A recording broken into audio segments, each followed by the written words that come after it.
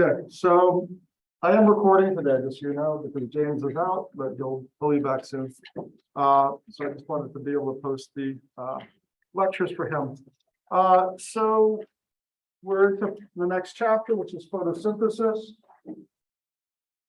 So there's a common theme here that we've talked about in this class a lot, which is the flow of energy. So all life requires the flow of energy. And the vast majority of the energy that we need for life on Earth comes from the sun. Now, of course, someone may object, okay, there's a little bit of geothermal energy. So if you look in the deep ocean, there are hydrothermal vents, things like hot springs, Yellowstone, and things like that. So there is some energy that comes from the Earth itself. And there are in fact some bacteria that can generate life essentially from chemical energy from chemicals that are inorganic, and they can use processes that don't require the sun. But the vast majority of life requires the sun. And so we can see this here in this diagram. So light energy hits the Earth,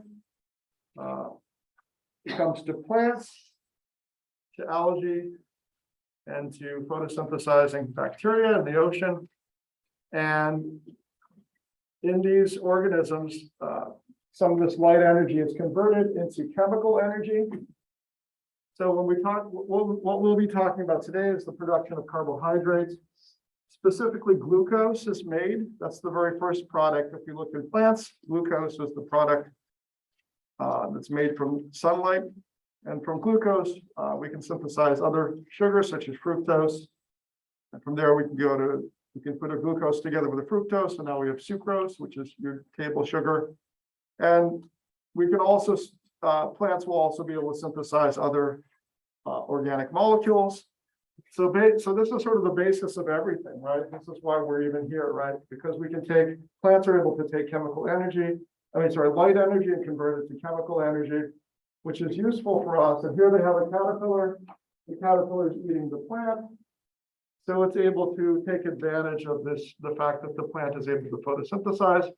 So humans, and just like this caterpillar, we're not able to photosynthesize, but we can take in energy that's essentially in the form of chemicals, and this is generated by plants.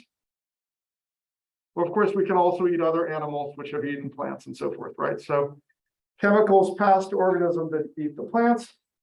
And then ultimately, what happens to all this energy? Well, light energy comes into the Earth. A lot of it's reflected off of clouds and things like that, or off of ice and snow. But a good amount of it comes to the Earth. Very small percentage of it of the total light energy ends up actually being used by plants. And then an even smaller amount of that energy is then used by animals that eat the plants. But eventually, everything, as what happens with the energy is it can't just keep building up on Earth. It has to radiate back out. And so it's essentially just heat or infrared radiation. We're going to talk about that more later. But it's generated by the plants as well as the animals. And that then just goes back into outer space. Okay. So We talked about usefulness of energy, so that light energy that we receive as a higher energy light, we'll talk about that. It has a shorter wavelength, so it's useful energy that can do all these wonderful things. The energy that leaves the Earth is infrared. It has a longer wavelength, and it's harder to harness, to use for anything useful. So basically, it's the sort of process in which energy is never lost, but the usefulness of the energy does change, okay? And that's the theme that we've also talked about earlier when we talked about chemical reactions. Okay, finally, what happens to all the materials within the plants of animals as well as in humans? Well, you know, sad to say, everything dies eventually, right? And so, and also not only just by death, but also just by materials passing through you, right? Humans create feces and urine, so that's organic matter going through your body, right? But also when you die, eventually everything goes back to the soil, and you have decomposers that return the chemicals to the soil. And what are those chemicals good for? Well, they get recycled, right? So the chemicals are recycled. So there's cycles in which carbon will go through this large cycle, come back around. We're going to talk about that today. Also things like nitrogen, phosphorus, and so forth, calcium, and so forth. All these chemicals get recycled and used over and over again. All right, so plants use light energy from the sun to power a chemical process to make organic molecules, specifically sugar. So this process is known as photosynthesis. And really only a very small percentage is captured. About 1% of the available energy in sunlight is actually captured. So animals then depend on plants to derive chemical energy from sugars and to convert it into kinetic energy. And we've talked about this before. We talked about cellular level metabolism. Specifically, we talked about aerobic metabolism as well as anaerobic processes such as fermentation. And the goal, remember, was to make ATP, right? That was the whole topic of the last chapter. So this process that we talked about in the last chapter is called cellular respiration, or if you're talking about, you can break that down into, for example, aerobic respiration, where we need oxygen, and then there are anaerobic metabolic processes also. All right, so let's look at what we saw from last chapter. So we had glucose. Remember, that was the fuel. We also bring in oxygen when we breathe, and that gets converted to carbon dioxide, water, and energy. So let me ask you a question here. So this, what happens to the atoms of oxygen here within O2? Where do they end up? On the right side of this equation, chemical equation, do they end up in CO2 or do they end up in water? Does anyone remember? So you breathe in oxygen, right? We're all aware of that, right? You breathe out CO2, right? Yeah, they end up in water, right? So the big misconception is, well, people think, well, I breathe in oxygen and I breathe out CO2. So that oxygen must come from the oxygen that I breathe in, the oxygen CO2. That's incorrect. What happens to the oxygen? We talked about this, right, in great detail last chapter. Is that the oxygen that you breathe in turns into water, right? Why is that? Oxygen is the something acceptor. Does that ring a bell? It's the what? It's the what acceptor? Electron acceptor, right? You should have that ingrained. The oxygen is the final electron acceptor in what process? Yeah, the electron transport chain, right? So it's without oxygen, the electron transport chain stops. We've talked about that before, right? In last chapter. And so all aerobic metabolism stops and you would die, right? So why is oxygen such a good electron acceptor? What's special about oxygen? It's very electronegative, right? So it's essentially greedy or really poor electrons. It holds on to electrons really tightly. So let's look at this equation then. So we have, this is again kind of a reminder of what we did last time. So in here, oxygen picks up electrons. It's the final electron acceptor, right?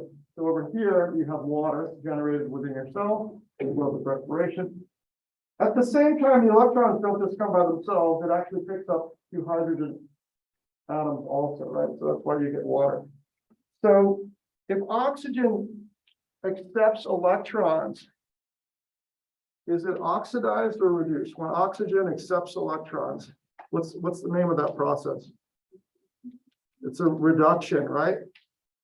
And the way to think about that to help you remember this, electrons are negative, right? So if you add a negative, something becomes smaller or becomes more negative or smaller. You know, does that make sense?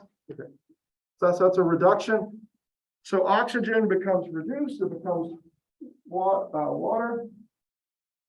Now, this is a little bit weird, but because it's not, you see here, this is electrically neutral, this is electrically neutral. And yet we say the oxygen is reduced. Why is that? That seems odd, right?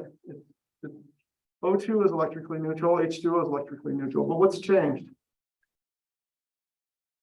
We call it reduction. It clearly is a reduction. But at least on the surface, that seems like weird to say that it's been reduced. Well, yeah, it's gaining, essentially what's happening is here with O2, right, the electrons are equally shared. Here in H2O, we know the electrons are unequally shared, right? So the electrons spend more time near the oxygen, right? So it has gained electrons, exactly, because of this unequal sharing, okay? So that's why it's a reduction, even though it may not look like it, okay? Let's look at this carbon here and this glucose molecule. So remember, sugars always have the formula. This is glucose, it's a 6-carbon sugar, C6H12O6. The general formula for a carbohydrate is for every 1 carbon, there are 2 hydrogens and then 1 oxygen, right? So it's 1, 2, and then 1, that ratio, carbon, hydrogen, and oxygen. Now, here, this carbon here ends up as the CO2 over here. So is that going to be an oxidation or a reduction as for the carbon as it goes from the carbohydrate to CO2?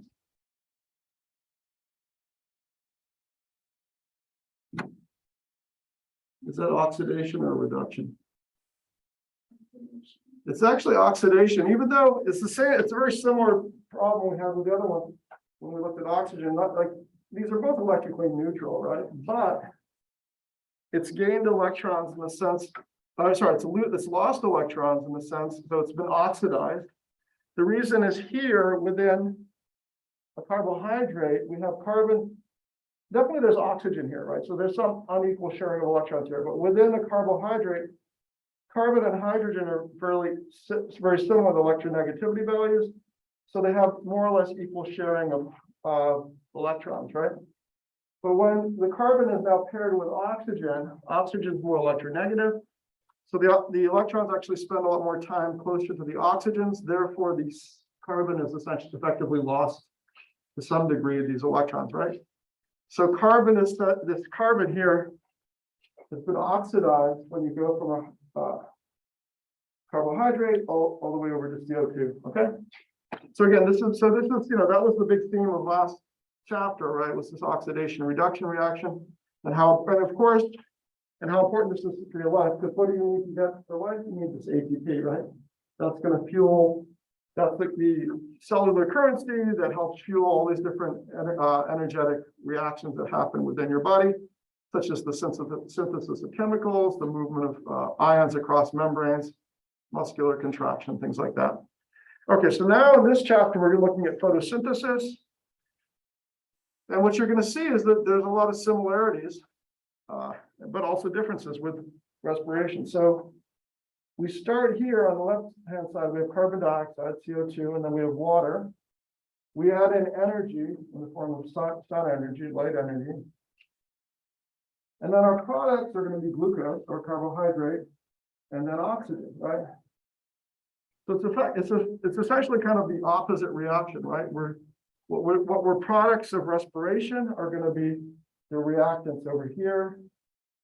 And the products of photosynthesis are the reactants of aerobic respiration. Okay. So let's look at what's happening here. So we have carbon dioxide. This carbon, if we track the carbon here, it ends up in the carbohydrate glucose. So it hasn't been oxidized or reduced. It's been reduced, right? Because it's now you've added electrons to it and you've added hydrogen to it. So the CO2 is reduced, okay? And that's a good thing, right? Because basically what we're taking CO2, which is a very stable basic molecule that even inorganic processes make it. These CO2 is a product of, for example, volcanic eruptions, tremendous amounts of CO2 released. And now we're making a much more complex molecule that's going to be essentially storing lots of energy, right? We've talked about how glucose is a complex molecule. It effectively stores energy that's very useful, right? All right, and then we have water. It's going to become, we're going to split the water, right? So it's going to become hydrogen and oxygen, and then we have the oxygen over here. The hydrogen here from water and up in the carbohydrate. Okay, so water, what's happening there is when we go from H2O to O2, is that an oxidation or a reduction? What do you guys think? Yeah. Why is it an oxidation? Oxygen are losing electrons. Yeah, exactly. So what's happened, we consider this an oxidation because anything that loses electrons, right, is said to be oxidized. Now it happens to also lose the hydrogen at the same time, right? But that's sort of a side effect, right? The oxygen is losing electrons, so it becomes oxidized. Okay. So it's important because we're going to use those terms over and over again, oxidation and reduction, because that's effectively what's going on here. So we need to understand and be somewhat clear on that, right? All right. So but one of the other main points of this slide is that the waste products of cellular respiration are going to be CO2 and water. You see that over here. And then they're going to be used in photosynthesis. They're the reactants in photosynthesis. And then if you look at the photosynthesis reaction, we get the product of glucose and then oxygen, and then those are used in cellular respiration. Okay, so this is a part of this big cycle. It's very incredibly important, right? Otherwise, life, at least as we know it, wouldn't exist without this, right? And the other thing I just want to quickly point out is that, okay, so plants photosynthesize. Do plants do a respiration? Do they do aerobic respiration? They do, right? And one way you know that is they have mitochondria, right? We looked at the plant cell, remember that? It has a central vacuole, a nucleus, chloroplast for photosynthesis. They also have mitochondria. So plants definitely also do aerobic respiration. So they actually need, I mean, the whole point, the plants aren't trying to do this just to be nice to us, right? To be food for us. Why are they making this glucose? Because this is a very important molecule for the plants. The plants themselves will use glucose and other organic molecules, such as glucose, for aerobic respiration, right? And one way you can think about this is it's one problem with solar power. Like some people say, well, we should power everything with solar power, and that's a good idea. But there's a little bit of a problem with solar power. What's the problem? Well, in some places there's not enough sun, but clearly, like about half the time, right, it's night, right? Or for a certain portion of the day, it's night. So this would be a problem if you just use light to directly make ATP, right? That would be a problem because you wouldn't have any energy for times when it's a rainy day or if it's dark. The other point of photosynthesis is not only does this represent energy, right, for cellular work by making it, which we talked about this making ATP, but this also is a molecule that this plant will use as a building block. It's going to use that as a raw material to build itself, right? What's paper made out of? Cellulose. We're in cotton, that's cellulose, right? So all these materials, those are polymers of glucose. So cell walls are made of plants and are made out of cellulose, so all that is the polymer glucose, all that's made from glucose. So it's incredibly important to make this stuff. So organisms that carry out photosynthesis are called autotrophs. So examples of this would be cyanobacteria. These are found in the ocean. We have algae also, and then plants. So they're called autotrophs because they essentially they're feeding themselves. That's what autotroph means. And they're using inorganic materials to feed themselves. Heterotrophs are organisms that feed on other organisms, so they can only use organic materials, right? So humans and other animals cannot make their own food and depend on plants and other organisms. Another way of looking at this, which you probably heard of the terms producer and consumer. Autotrophs are producers because ecosystems depend on them for food and energy. Heterotrophs are consumers because they rely on others for food and energy. And here's some examples. Here's oscillatoria. This is a kind of cyanobacteria found in the ocean. There's kelp, again, found in the ocean. And then I don't know if you ever been to the redwood forest in California, but there's the sequoias, which are beautiful, gigantic trees. So let's take a look here. So we're going to be talking about a few different pigments. So pigments enable photosynthetic organisms to capture solar energy. Most photosynthetic organisms rely on the pigment chlorophyll, which is a green pigment. Photosynthesis occurs in parts of plants that contain chlorophyll and other pigments. So another type of very important pigment is a group of pigments are called the carotenoids. So if you look at this, the word has a lot of similarities to the word carrot, right? So that's because carrots have a lot of carotenoids. And so what color are carrots typically? Orange, right? So carotenoids are going to be, essentially, that's something to remember. It's going to give you a sort of an orange color, and we'll talk about why carrots are orange in a second. All right, so we're going to find these pigments in leaves. Leaf cells contain chloroplasts. These are specialized organelles for photosynthesis. We actually talked about chloroplasts before. They're similar. They have a double membrane, just similar to the way mitochondria have a double membrane, and the nucleus has a double membrane. So carbon dioxide enters through small openings in leaves called stomata. Singular is stoma, plural is stomata. Let's take a look at this picture here. So here's our leaf. The stomata are always found on the underside of the leaf because there's a little bit of a problem. Like basically, the plants don't want to lose too much water. Water is valuable to them, but they do need to pick up CO2, and they do actually release some oxygen too from these stomata. So these are essentially formed by two cells, and they form something that looks kind of like the mouth on the underside. So this allows, the important thing is to realize that CO2 will come into this leaf this way, and oxygen will leave, and will hopefully not lose too much water vapor. Just a quick look here, you can see there's a cuticle, there's an upper epidermis, there's the mesophyll, which is the middle layer, where you have these cells that have the chloroplast, and then we have a lower epidermis, and again, a cuticle. And we have a leaf vein. So plants are actually incredibly sophisticated. They have to move nutrients around. They bring water. For example, we're going to need water for this reaction. Go back here a second. For this photosynthesis to occur, we're going to need two things. We're going to need CO2. The CO2 we can get pretty easily. That comes in through the stomata. Where do we get the water from? Well, we get that from the root system, right? So the water is brought up from the roots through these veins to the leaves, to where it's needed. Now, if we zoom in on one of these cells, and then we zoom in even more, you'll see something called the chloroplast.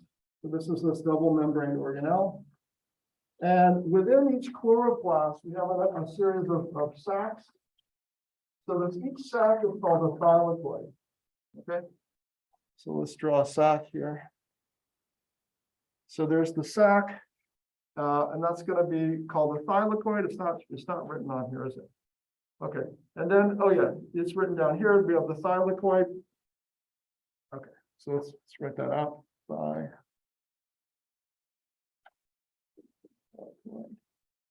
Okay, so one of these is called the thylakoid, and we're going to have a thylakoid membrane.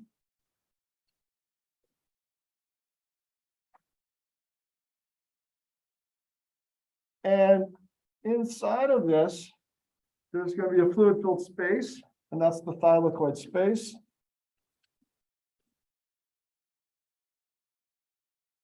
Okay, so these are all important things that we're going to talk about.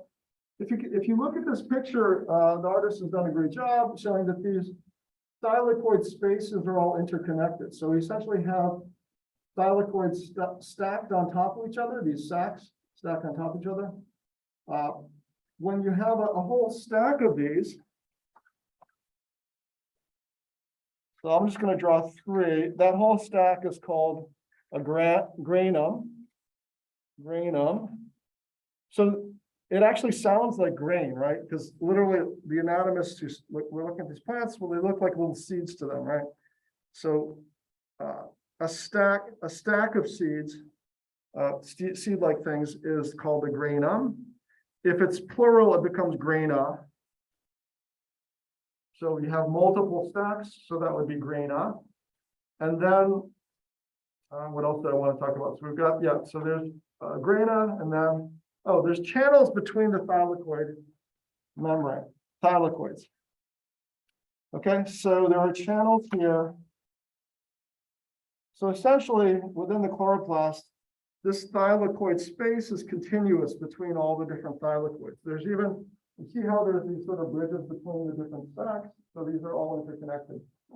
So essentially, you have a thylakoid space surrounded by thylakoid membrane. And then around that is a fluid. So there's that.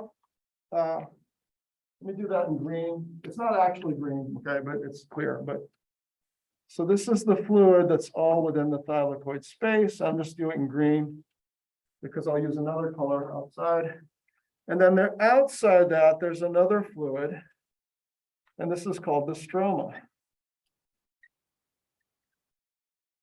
S-T-R-O-M-A. I know it's similar to the word stomata, which I just introduced a second ago, but look, notice there's an R here, right? So that's stomata.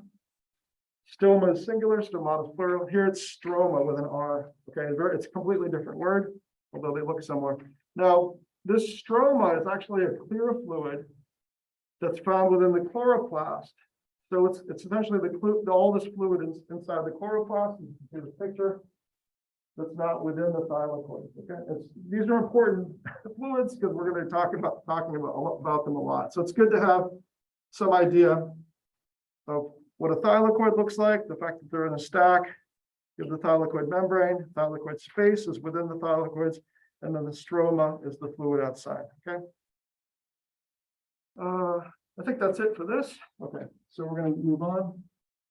Okay, so again, here's a reminder what the photosynthetic reaction is. We're going to take CO2 that's directly taken from the atmosphere, and then we take water that's taken from the soil after the rains.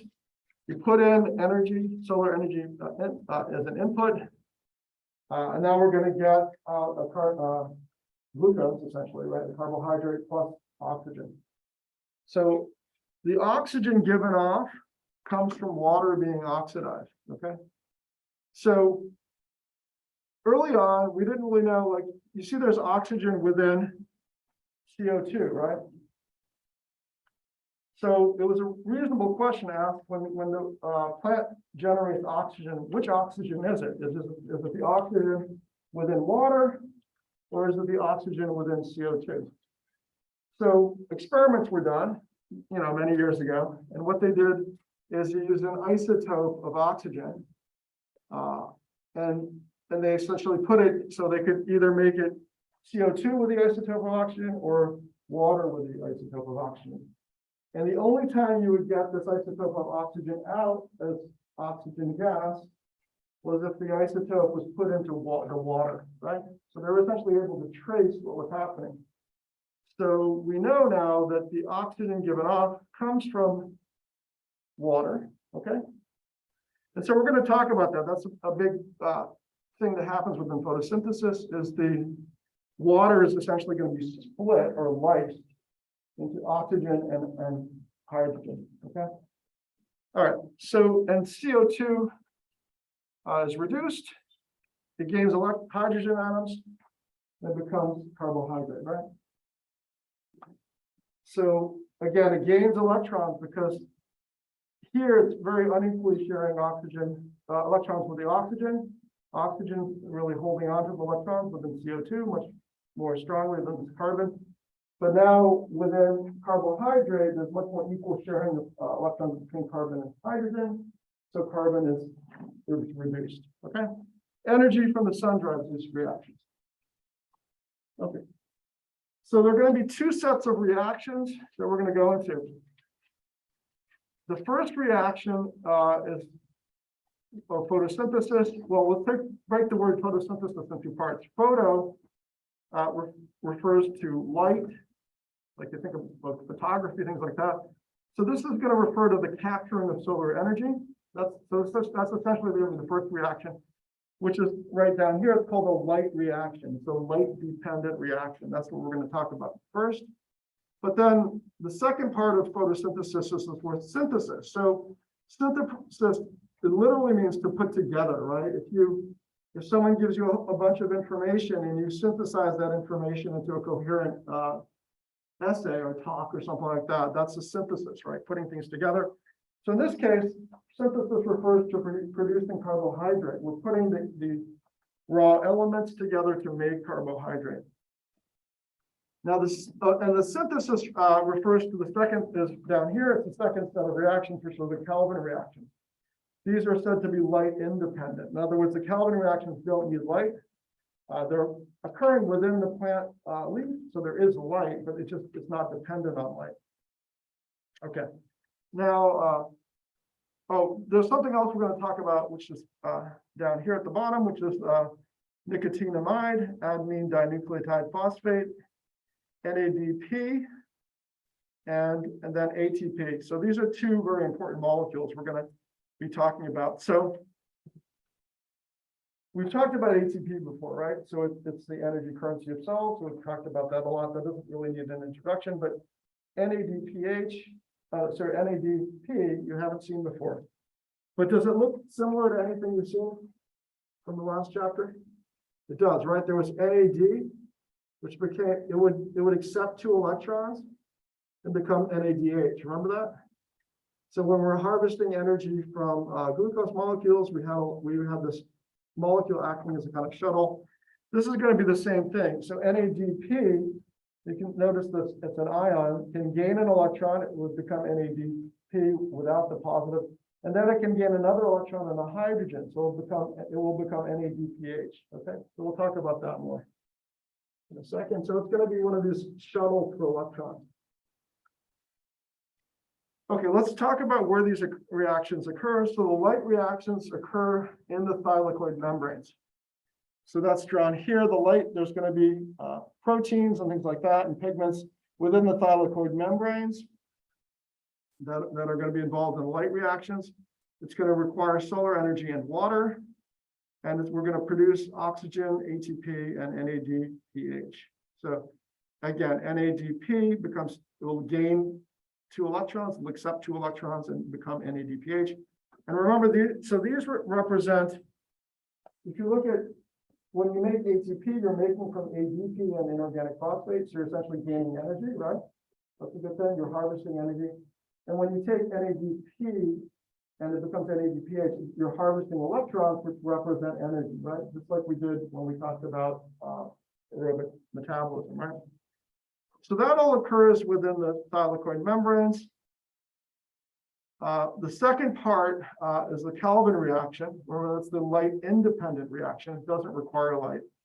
This occurs in the stroma, okay, which I've drawn in blue. This is this clear fluid that surrounds everything. Let's go back here. Right. So the stroma, I don't know why they're not pointing. This arrow should point to the liquid here, but anyways, the fluid in here is the stroma around all these grana. Okay.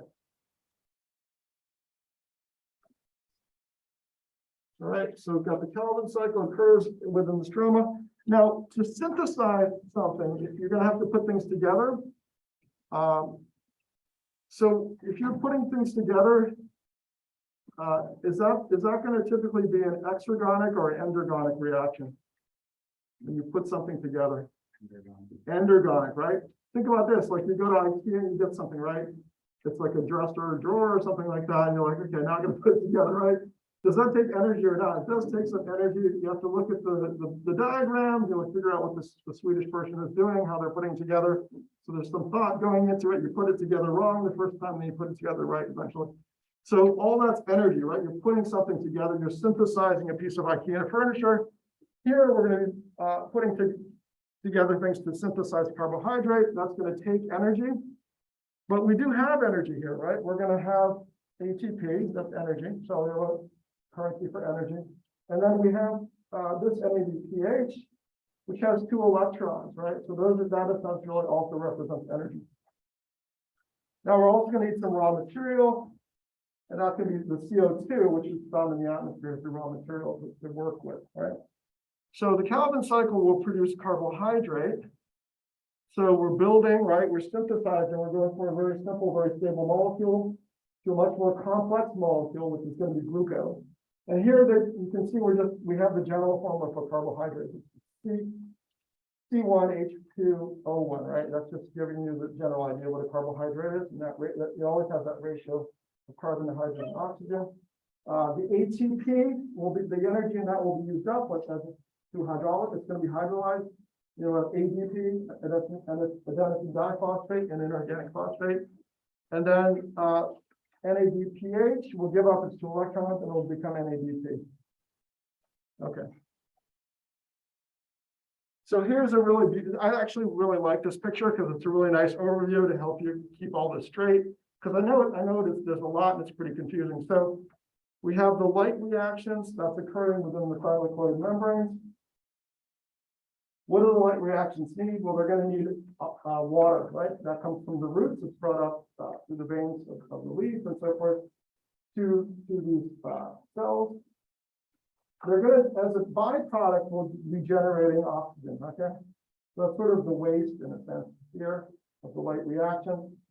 What else do the light reactions do? Well, so they need that solar energy. You can see the solar energy coming in and hitting the thylakoid membranes. What are they going to generate? They're going to generate ATP. So we're harvesting energy from the sun. And we're also going to generate NADPH from NADP, right? So this is energy that's going into the Calvin reaction. So these are the light independent reactions. Sometimes they're referred to as dark reactions. I don't really like dark reactions because it makes it sound like this only happens at night. That's not true. This happens, it can happen, the Calvin cycle reactions can occur at night. It doesn't require light, but it can also occur during the daytime, okay? So that's why we say light independent rather than dark reaction. But, you know, they're using this dark reaction terminology.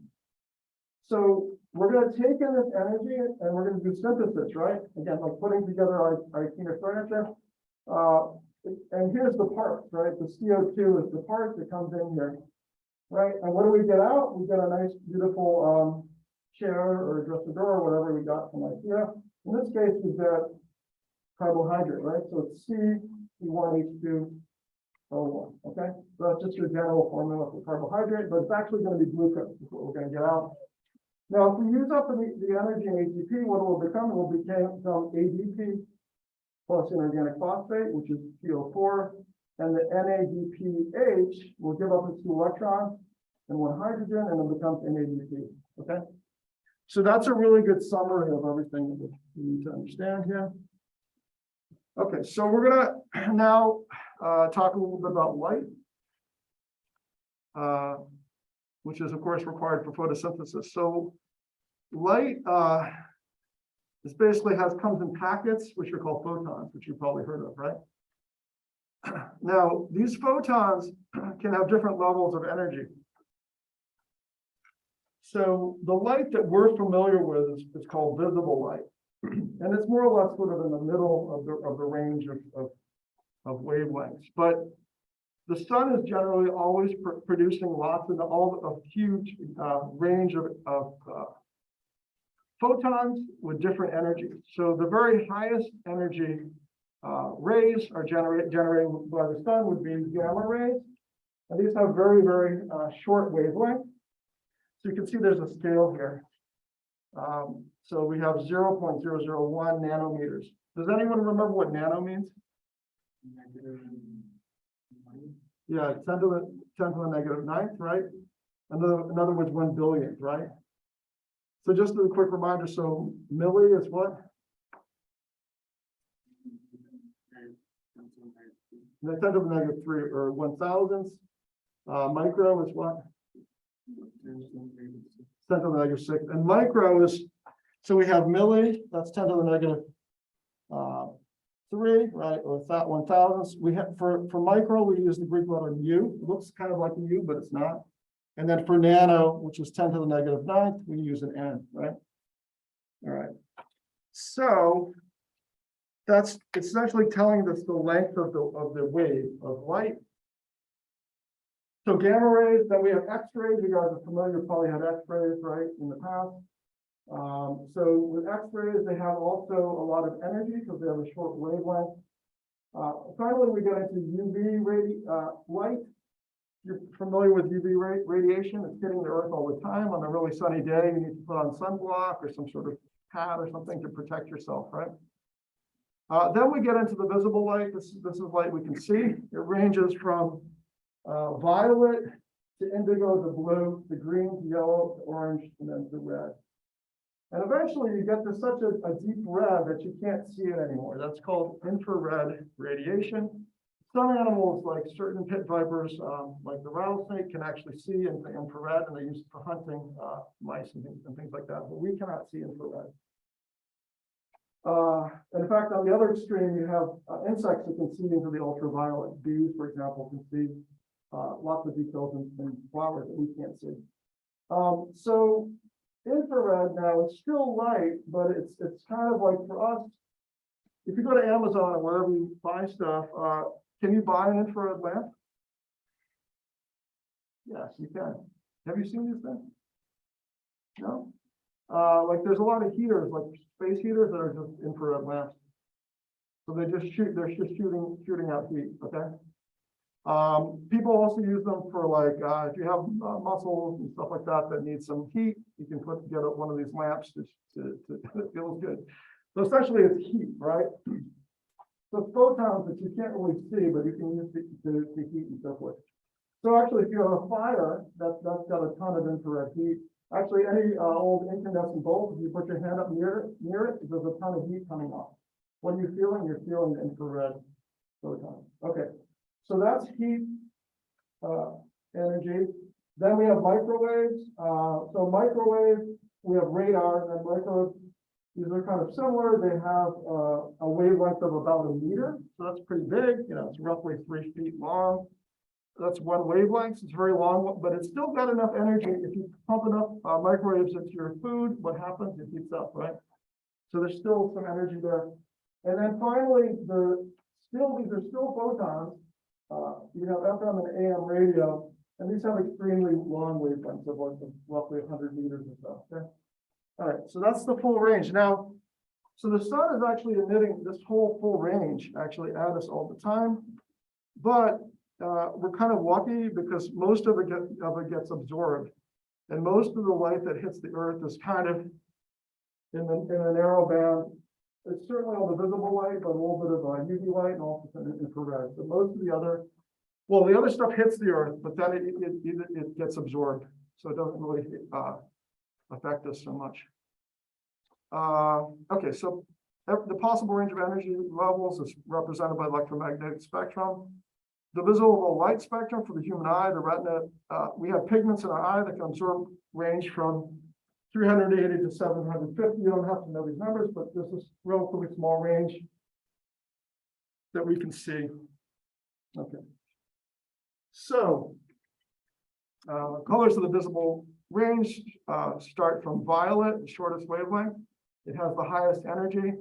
You go to indigo, which is between blue and violet, then blue, then green, yellow, orange, and red. So if we think about damage to our eyes, which end of the spectrum is more likely to hurt your eyes? The shortest wavelength or the longest wavelength? The shortest, right? In fact, it's actually the light that you can't see. It's the ultraviolet that's really quite damaging to your eyes, right? And that leads to what? To cataracts, right? So as people get older, they worry about cataracts, but actually it's the exposure to ultraviolet light when you're young and you're spending lots of time outdoors at the beach or whatever, or that you get a lot of eye damage that can affect you and give you cataracts much later in life. Okay, so we don't really worry so much about red light, right? It would have to be very intense to really hurt your eyes, but I think it's possible, right? So of only about 45% of the solar radiation that hits the Earth's atmosphere, only about 45% of the solar radiation that hits Earth's atmosphere actually reaches the surface of Earth. And most of that light is actually in the visible range. So what happens to the other ones? Well, the shorter wavelengths are screened out by the ozone layer. So you've probably heard about this. People were very alarmed for a long time because our ozone layer kept getting thinner and big holes were appearing in it because of chemicals that we were using for refrigeration and so forth that was destroying it. So basically what's happening with the ozone layer is it filters out a lot of these really harmful rays for us, which is really good. And then on the other extreme, you have the longer wavelengths. So this would be all the things like infrared, microwaves, and so forth. They're being filtered out by CO2 in the atmosphere as well as water vapor. Okay. So now let's look at the visible light spectrum because this is really what we're most concerned with. So most photosynthetic pigments in cells are chlorophylls A and chlorophyll B, as well as carotenoids. So the chlorophylls absorb violet, indigo and blue and red light. Let's take a look at chlorophyll A. Let's look at chlorophyll A first. So you can see here's the relative absorption. So it absorbs light in the blue and violet region here, and it doesn't absorb green or yellow. And then if you look at chlorophyll A, it absorbs in the red range again, right? We're going to look at chlorophyll B next. It absorbs also in the sort of violet and blue range. It does not absorb in the green or yellow range very much. A little bit of yellow here, not too much. And then it picks up with absorbing in the red range. And then the carotenoids, they pick up, they absorb light within the blue and violet range, but not really in the green, yellow, or red range. Okay. Well, they pick up a bit of green here, not too much though, right? Okay. So chlorophyll B and the carotenoids are called accessory pigments. They absorb and dissipate excessive light energy that might otherwise damage chlorophyll A. So let's take a look here. So can we explain why in the middle of summer, if you look at a tree, the leaves are green? Well, what's happening here? So all these different wavelengths are hitting the Earth in the visible range. If you look back here, let's look at the chlorophylls. They're picking up or absorbing the purple and blue, right? The violet and blue, but they're reflecting green and yellow, and then they're also picking up red. You see what's being reflected is sort of in the green and yellow range, right? So the light that's reflected or that just simply passes through a leaf, that's going to be the green, right? So then you actually have pigments for color vision in your retina, and those are gonna respond to this light in the green range, and you'll see that plant as being green. Does that make sense? So it's actually the opposite, right? So this means that if I had let's say I wanted to grow plants in the winter, and I set up some lights for my plants, some grow lights, would it make sense to have a green light on my green plants? No, because this is going to be bounced right off the leaf or go right through the leaf, right? A yellow light, does that make sense? No. So if you look at grow lights, if you go to a store where they can sell these things, they're going to have lights that are blue, right? And they have those really good like LED lights in the Blu-ray. And plants actually love red light also, right? So they have red light also. And so usually you have some combination of blue and red lights, like LED lights nowadays. And those are great for plants.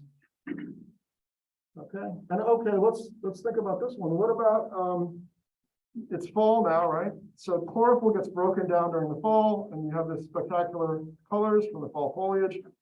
Now, why is that? Well, no, so the chlorophyll actually kind of disappears from the leaves, right? And you're left with what's left. You might have some carotenoids. What are they absorbing? They're absorbing the blue and the purple and maybe a little bit of green. And what are you left with? They don't absorb, so you're going to get reflection in the yellow and red, right? And so that gives you more of an orangey color. So again, the carotenoids, you can think of carrots, they have an orange color. That gives you these sort of really nice fall foliage, which tend to be sort of in the yellow or red range or orange range, right? Does that make sense? Okay. All right. So let's take a look at our light reactions here. So they're all going to take place in the thylakoid membrane. Light reactions consist of two pathways. There's a non-cyclic electron pathway. Go ahead. I have a question. So people that's colorblind, do they lack that? Oh, yeah. So there's people that are red-green colorblind. So they mix, tends to be men because it's passed on. Anyway, yeah, it has to do with genetics, but they have difficulty distinguishing between red and green. So I don't know. I'm not colorblind. My father was colorblind, but I'm not. So what are they going to see? Here we've got orange, right? Yellow. I'm not really sure what a person that's colorblind, how they're going to perceive this. It's going to be very strange. I have no idea. It's really hard to imagine how they see things. I was just wondering if that was like a reason why some people like colorblind. Well, they're missing certain pigments in the eye. Yeah, so you're correct in that. But the actual perception of what they see is really difficult. And it's okay. So really quick side note. There are differences without even having like red-green color blindness. There are differences with pigments again across the human population. So some people actually have more pigments for picking up red. So this means they literally see like the rosy cheeks of a child coming in from the snow or whatever as redder than other people. So it's kind of neat that we know that there are differences between people, even just based on how many pigments they have for these colors. Okay, so light reactions take place in the thylakoid membrane. Light reactions consist of two pathways. There's a non-cyclic electron pathway and there's a cyclic pathway. We're really going to concentrate on the non-cyclic pathway. Okay? There is a cyclic pathway. I'm not going to really talk about it very much. Maybe at the very end, we might talk a little bit about it. But both pathways transform solar energy to chemical energy involving these things called photosystem. What is the photosystem? It consists of a pigment, chlorophyll complex, and electron acceptor within the thylakoid membrane. So remember, I drew these thylakoid membranes. Everything's going to be in there. Both pathways produce ATP. Only the non-cyclic pathway produces NADPH. And again, we're going to mostly focus on the non-cyclic. So let's look at a photosystem. How does this work? The pigment complex acts like an antenna for gathering solar energy. I'm sure you've seen these people have these things on the roof, these antennas for picking up like satellite TV or things like that, right? So it's a similar idea here. We have light energy in the form of a photon. It's first captured by one of the chlorophyll pigment molecules. So it hits, the light energy hits there. And it can actually be passed from one pigment molecule to another until it reaches what's called a reaction center chlorophyll, which is over here. So this is sort of a special chlorophyll. And upon excitation, the reaction center releases an excited electron. So we need to remember a little bit about the basic chemistry we learned earlier, which is that electrons are in these shells around the nucleus, right? And when an electron is tends to want to be in the lower shell, but if you add a lot of energy, like if you pump like light or something into an atom, these electrons can pick up that energy from the light and they can actually move to the next higher shell, right? So they increase in energy. In fact, they can increase in energy so much they actually leave the atom altogether, right? So that's what we mean when we talk about an exciting electron. It literally sort of jumps from shell to shell until it's in a very outer shell, then it can actually be lost from this atom altogether. So this electron essentially comes off this reaction, this molecule within the reaction center chlorophyll, and it goes to an electron acceptor, right? Electrons have to go somewhere, so it's going to be picked up by an electron acceptor. This excited electron is actually lost from this reaction center chlorophyll, so we need to replace it. So we need to get an electron from somewhere, and we get it from water. So water has electrons in it. The water is split, okay, into oxygen and hydrogen, and also the electrons come off. So you notice these are now hydrogen cations, and they're positive ions. They've lost, so these are protons, they've lost their electrons. So these electrons can be fed over to this reaction center. And so this process can go over and over again. As long as you have water, then the water can keep getting split in a process called photolysis. Lysis normally just means to break apart. And we keep feeding electrons into the system, and the electrons keep going to the electron acceptor.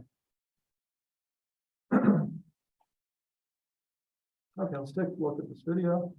In most photosynthetic organisms, thylakoids contain pairs of photosystems called photosystem 1 and photosystem 2 that work in tandem to produce the energy that will later be used in the stroma to manufacture sugars. The photosystems of the thylakoid consist of a network of accessory pigment molecules and chlorophyll, the molecules that absorb the photons of light. Within the pigment molecules, the absorbed light energy excites electrons to a higher state. Photosystems will channel the excitation energy gathered by the pigment molecules to a reaction center chlorophyll molecule, which will then pass the electrons to a series of proteins located on the thylakoid membrane. Photons of light strike photosystems 1 and 2 simultaneously.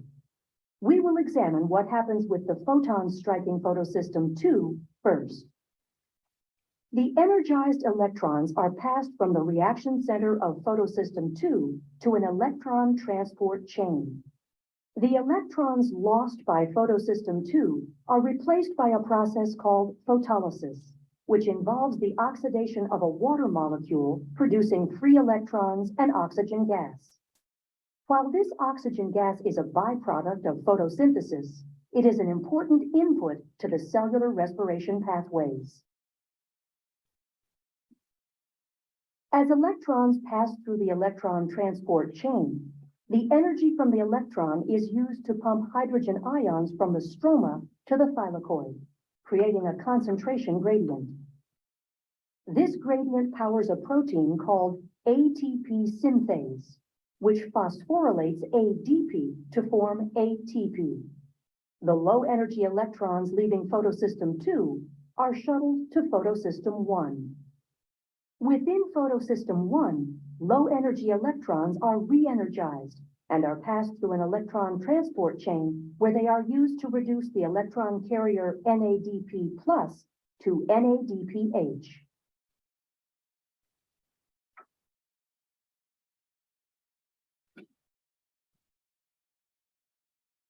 Got it?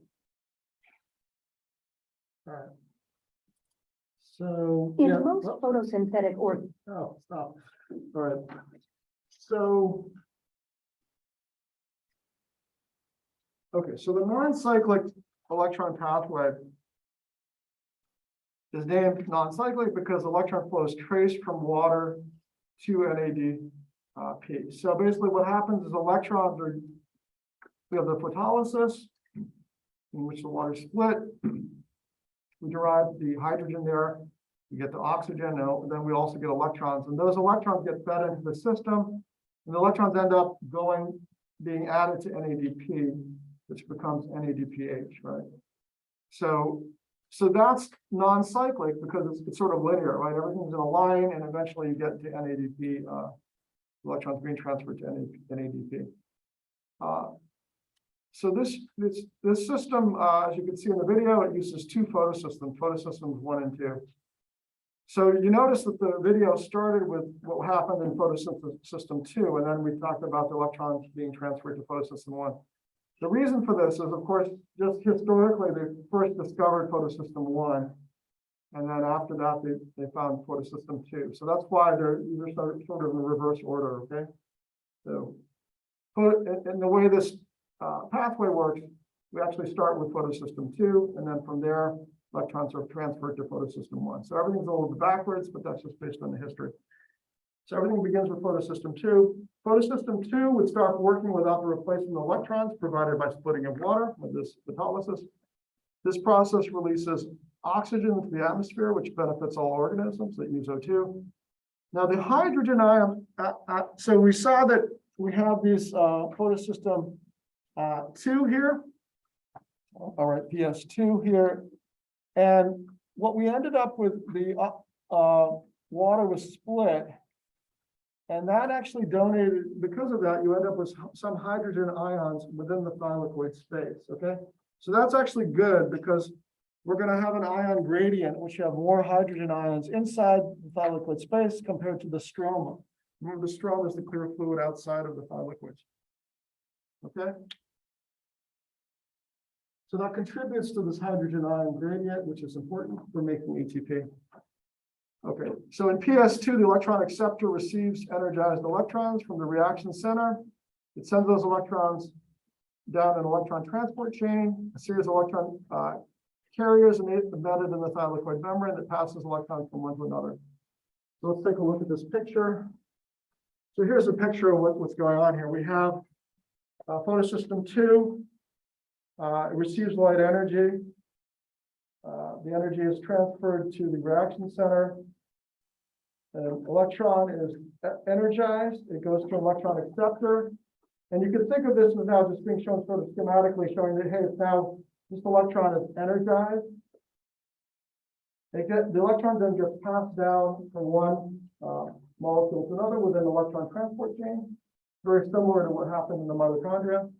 And then we actually have hydrogen ion being pumped into the thylakoid space. So again, that's going to help increase the concentration of hydrogen ions within the thylakoid space. So eventually we're going to have a lot of hydrogen ions within the thylakoid space. And then we have an ATP synthase, and the hydrogen ions can go through the ATP synthase and make and essentially we're going to make ATP. So ATP will be formed from ADP and an organic phosphate. Okay. All right. So here's some energy here. And eventually that ATP we'll use later in the Kelvin cycle reaction we talked about earlier. And electrons drop down in energy. It goes to it feeds into photosystem 1. Again, light is hitting photosystem 1. The light energy gets directed to the reaction center. An electron is energized. It goes to an electron acceptor. Now, what would happen, of course, is this reaction center would run out of electrons, right? But it keeps being fed electrons from photosystem 1, right? So all those electrons originally come from water. So then from there, we have this, we go through we transfer the electrons, and it's not just directly, but there's some intermediates. For example, there's this enzyme called NADP reductase. It's going to reduce NADP, meaning it's going to add electrons to it. And we're going to have an input of 1 hydrogen. So it's 2 electrons plus 1 hydrogen. That gets us from NADP to NADPH. And NADPH, again, that represents energy, just the way ATP represents energy. And it can be brought into the Kelvin cycle. And actually, it's also bringing in a hydrogen ion, which is good. That's been used. And in the Kelvin cycle, we go from CO2 to a carbohydrate. So I think that's, okay, photosystem 1.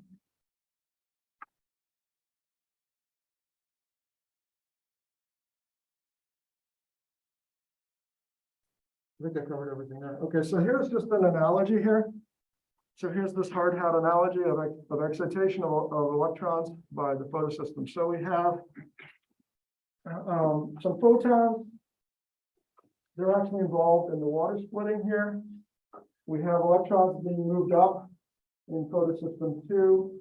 So they're energized. Those electrons are fed into an electron transport system, which again is within the thylakoid membrane. And we have a proton pump, which is going to move protons across the thylakoid membrane from the stroma into the thylakoid space. And that's going to be used to then drive ATP synthase to make ATP. So they're just showing this, they've got kind of like a water wheel here, like they're showing the electrons are now falling down in energy. It goes to photosystem 2, photons come in, and they boost the energy of those electrons. And now because they're boosted, we can now essentially add them with an enzyme called NADP reductase to NADP, forming NADPH. So NADPH can be thought of as kind of a shuttle that's going to hold 2 electrons. Okay, so we have photosystem 2 consists of a pigment complex and an electron acceptor molecule. Receives electrons from water, which splits to release oxygen and electrons. Then we have the electron transport chain, carries electrons from PS2 to PS1. So that's a good thing. It also uses energy to pump hydrogen, energy from the electrons to pump hydrogen from the stroma into the thylakoid space. And that'll be used to help set up this hydrogen ion gradient. Then we have photosystem 1, consists of a pigment complex and electron acceptor molecule. So adjacent to it is this NADP reductase enzyme that reduces NADP to NADPH. And then finally, we're building up all these hydrogen ions in here in the thylakoid space compared to the stroma. So then we have these ATP synthase complex, which is a protein. As hydrogen ions go through it, then we have the formation of ATP. And the ATP is formed within the stroma, right, from ADP and inorganic phosphate. Okay, so then this is showing you everything put together.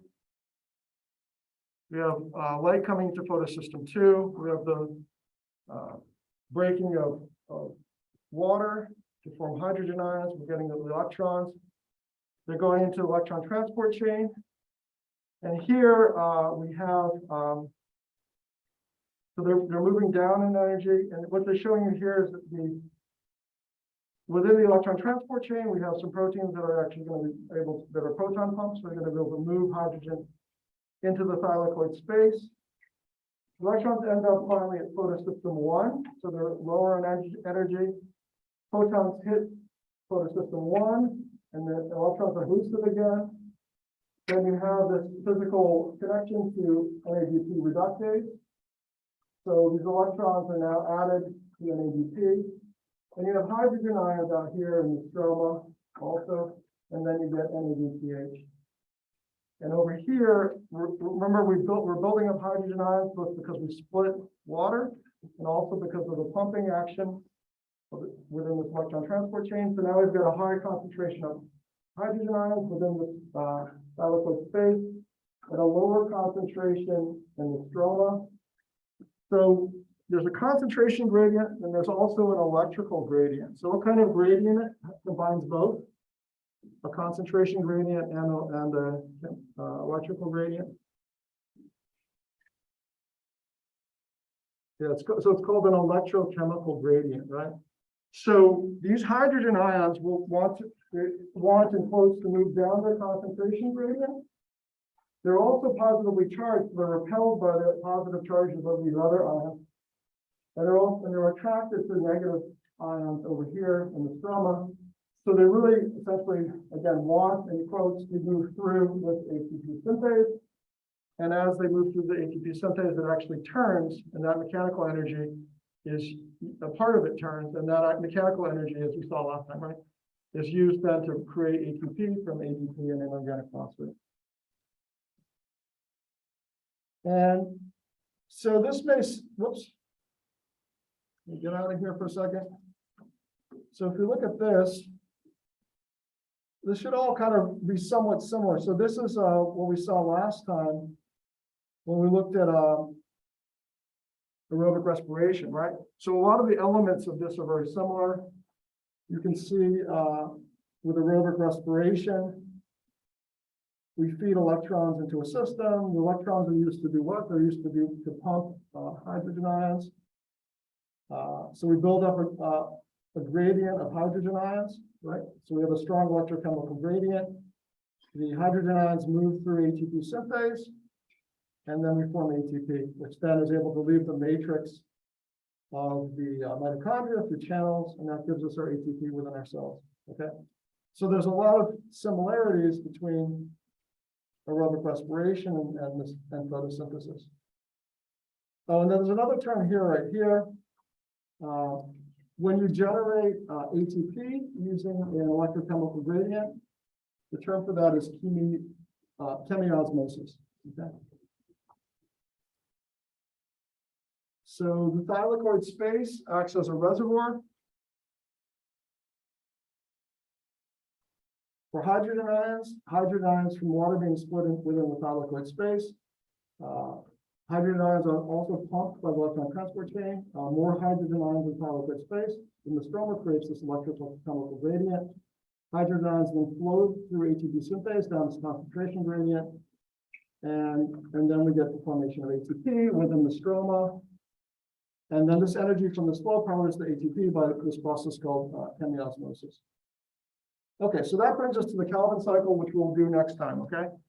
So we basically have talked about the first part, like the photo part of photosynthesis. And what have we generated? We generated some ATP.